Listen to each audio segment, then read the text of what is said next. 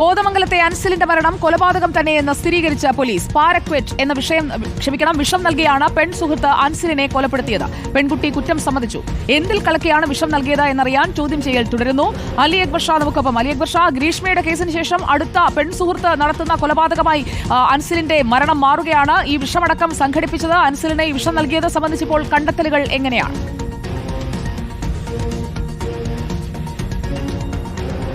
സുജിയ, തീർച്ചയായും നമ്മൾ ആ ഒരു വാർത്തയുമായി ബന്ധപ്പെട്ട് അന്ന് വലിയ ഞെട്ടൽ കേരളത്തിൽ ഉണ്ടാക്കിയതാണ്. സമാനമായ രീതിയിലുള്ള കൊലപാതകം വീണ്ടും ആവർത്തിച്ചിരിക്കുന്നു എന്നുള്ളതാണ്. ഇന്നലെയാണ് എറണാകുളത്തെ സ്വകാര്യ ആശുപത്രിയിൽ വെച്ച് അൻസിൽ മരിക്കുന്നത്. ഈ സമയത്ത് തന്നെ ഈ ശരീരത്തിൽ ഈ വിഷം ചെന്നാണ് മരണം സംഭവിച്ചതെന്ന് നിഗമനമുണ്ടായിരുന്നു. പക്ഷേ എന്താണ് സംഭവിച്ചതെന്ന കാര്യത്തിൽ ഒരു വ്യക്തത ആ ഘട്ടത്തിൽ ഇല്ലായിരുന്നു. പിന്നീട് വിശദമായ അന്വേഷണം നടത്തിയപ്പോഴാണ് ഈ പെൺസുഹൃത്ത്, ഈ അദീന എന്ന് പറയുന്ന പെൺസുഹൃത്ത് മനഃപൂർവ്വം നടത്തിയ കൊലപാതകം തന്നെയാണ് ഇതെന്ന് വ്യക്തമാകുന്നത്. ബുധനാഴ്ചയാണ് ഈ പെൺസുഹൃത്തിന്റെ വീട്ടിൽ അൻസിൽ ഈ വിഷം കഴിച്ച നിലയിൽ അൻസിലിനെ കണ്ടെത്തുന്നത്.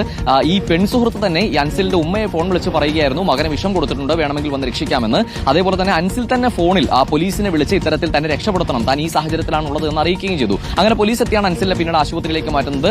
ആശുപത്രിയിൽ ചികിത്സയിലിരിക്കുകയാണ് അൻസിൽ മരിക്കുന്നത്. എന്തായാലും ഇപ്പോൾ ഈ അദീന കുറ്റം സമ്മതിച്ചിരിക്കുകയാണ്. താൻ തന്നെയാണ് ഈ കൊലപാതകം നടത്തിയതെന്ന് ഈ അദീന സമ്മതിച്ചിരിക്കുന്നു. അൻസിലിനെ ഈ വീട്ടിലേക്ക് വിളിച്ചു വരുത്തി വിഷം നൽകിയായിരുന്നു. എന്തിൽ കലക്കിയാണ് ഈ വിഷം നൽകിയതെന്ന കാര്യത്തിൽ മാത്രമാണ് ഇനി ഒരു വ്യക്തത വരേണ്ടതുണ്ട്. ഇതുമായി ബന്ധപ്പെട്ടുള്ള ചോദ്യം ചെയ്യൽ തുടർന്നുകൊണ്ടിരിക്കുകയാണ്. അദീനയുടെ അറസ്റ്റ് പോലീസ് രേഖപ്പെടുത്തിയിട്ടുമുണ്ട്. നമ്മൾ അന്ന് ഈ ഗ്രീഷ്മയുടെ സംഭവവുമായി ബന്ധപ്പെട്ട് നമ്മൾ കേട്ട പേരാണ് ഈ പാരക്വറ്റ് എന്ന് പറയുന്ന ഈ കളനാശിനി. ഇതേ കളനാശിനി ഉപയോഗിച്ച് തന്നെയാണ് അൻസിലിന്റെ ജീവനും അദീന എടുത്തിരിക്കുന്നത്. ഇവർ തമ്മിൽ നേരത്തെ തന്നെ ബന്ധത്തിലായിരുന്നു. പക്ഷേ ഇവർ തമ്മിൽ ഉടലെടുത്ത ചില പ്രശ്നങ്ങളാണ് ഈ നിലയിൽ അതിക്രൂരമായ ഒരു കൊലപാതകത്തിലേക്ക് നയിച്ചത് എന്നാണ് ഇപ്പോൾ അദീന പോലീസിന് നൽകിയിരിക്കുന്ന മൊഴി. എന്തായാലും സംഭവം വളരെ ഞെട്ടിക്കുന്നതാണ്. ഇപ്പോൾ എന്തായാലും അൻസിലിന്റെ മൃതദേഹം ഖബറടക്കിയിരിക്കുകയാണ്. ഇതുമായി ബന്ധപ്പെട്ടുള്ള മറ്റ് നടപടിക്രമങ്ങൾ കോടതിയിൽ ഈ അദീനയെ എത്തിക്കുന്നത് ഉൾപ്പെടെയുള്ള നടപടിക്രമങ്ങൾ അല്പസമയത്തിനുള്ളിൽ ഉണ്ടാകുമെന്നാണ് മനസ്സിലാക്കുന്നത്. എന്തായാലും കാര്യത്തിൽ വ്യക്തത വന്നിരിക്കുന്നു. അൻസിലും അദീനയും തമ്മിൽ നേരത്തെ തന്നെ ബന്ധത്തിലായിരുന്നു.